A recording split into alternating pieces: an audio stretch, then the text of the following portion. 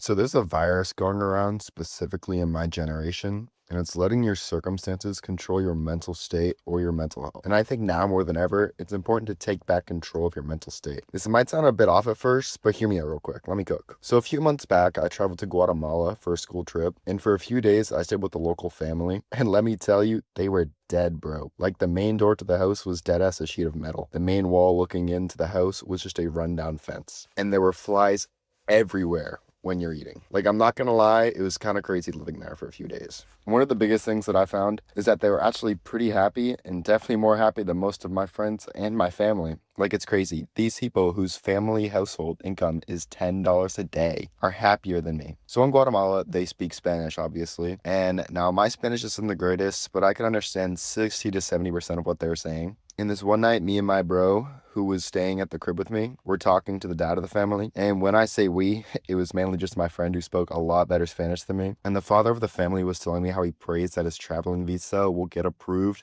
so that he can work in Canada to pick berries 12 hours a day, 6 days a week. Oh, and did I forget to mention he was getting paid minimum wage as well? And it's crazy to me that this guy is happier than most of my friends, and his best case scenario is picking fucking cherries for a living. So that trip definitely made me realize something, and it's that your circumstances don't define how you feel.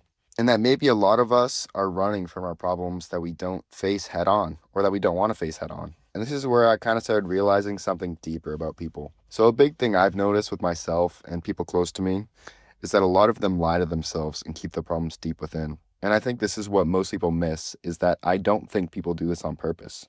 I think it's subconscious. And I feel like if people actually thought deep within themselves, they would find these problems that have been bothering them. Now I know it's easy to say, oh, just look deep within yourself, bro. But I'm gonna actually give a couple of ways you can do this. Before this, I wanna give a quick example. This is where shit gets kind of deep, I can't lie. So I have this friend, and we'll call him Rob. Rob has been going through some heavy ass shit. Like his brother was diagnosed with a rare disease at a young age. It's just been a really shitty situation for him and his family. And for what he tells me, he smokes a fuck ton of weed. Like homies fried 24/7. I think a part of this is to kind of take off his mind from the fact that his brother might not be there one day. Like no shit. And I could be wrong, but it kind of seems like he uses it as a way to escape reality. And I don't blame him, because that's a super heavy thing to deal with. But it also made me realize how easy it is for people to distract themselves from things that are really hard to sit with. And as painful as it is, sometimes sitting with it is the only way to actually start processing it instead of just running away from it. And that situation kind of made me realize something. And it's that you have to let your mind sit with things instead of constantly distracting it. You know, our brains were literally made to think and ponder on shit. And in this modern day, it's so easy to get a quick dopamine hit from your phone and distract yourself from your own issues. But what you should do instead is just let your brain work. And I'm not gonna lie, I don't do this as much as I should. But an easy way to do this is to either go for a walk by yourself without your phone or go for a drive without music. That way you're getting enough dopamine through the activity and not losing your shit. But you also give your chance a brain to think. And the times where I actually give myself the chance to let my brain work the way it was designed to, I can at least learn how to approach some of the problems I have, or sometimes my brain will just come up with solutions. And I think that is something a lot of people avoid without even realizing it. And a lot of the time when I feel uncomfortable or insecure, I open up TikTok or Instagram, or for fuck's sake, even Gmail. And it's kind of made me realize that I don't like sitting with my own thoughts, and it's definitely not a good feeling. And the main problem is my brain never really gets the chance to process what's actually bothering me. Now, don't get me wrong, one time going for a walk without my phone or driving without music, it didn't change my life. Which kind of brings me into the next point, which is actually how to deal with your circumstances. This is where it starts to get a little personal, so hold on real quick. So before I even talk about how to deal with this, I want to bring up one that I struggle with, which is clowning on myself. For example, sometimes I'll look in the mirror and I'll deadass just start fucking clowning on myself. And the way I've been dealing with it is just to be aware of my thoughts more and don't let them creep up on me. So when those thoughts do come, I stop them and override it by saying something kind about myself. But another thing that's also helped me is realizing that my problems don't have to have a certain weight on me.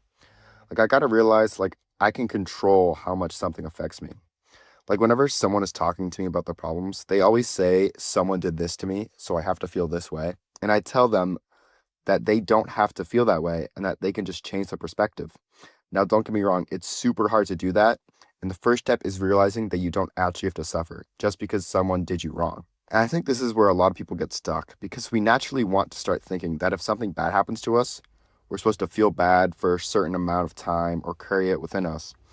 But a lot of the time, especially for me, people hold on to pain longer than they actually need to. This kind of brings me to this quote by Marcus Aurelius that helped me with a lot of stuff in my life.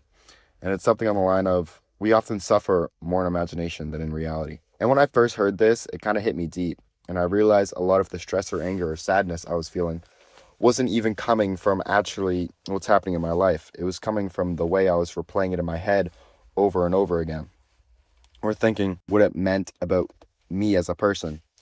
Like a couple of months back, this girl and I were dating for a couple of months, and she ended things with me. And I just kept replaying what I could have done better, or I should have done this. But in reality, I just should have accepted the L and realized that I didn't have to get mad at myself, and I could have just moved on right then and there. And realizing you don't actually have to suffer just based on your circumstances has helped me a lot in fixing my own shit.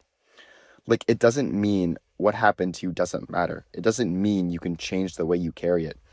And for me, that realization helped me a ton because I used to think my problems were just something that I had to sit with and wait out. But now I kind of see it more like something I can choose how to respond to, even if I can't control what started it in the first place. So, just to sort of wrap things up, I'm going to recap my main point, which is just that you don't have to have a certain amount of pain based on a problem. You can change the weight of your problem with your thoughts. Most people think they're unhappy because of their life, but a lot of the time it's because they never actually sit still long enough to understand what's going on in their own head.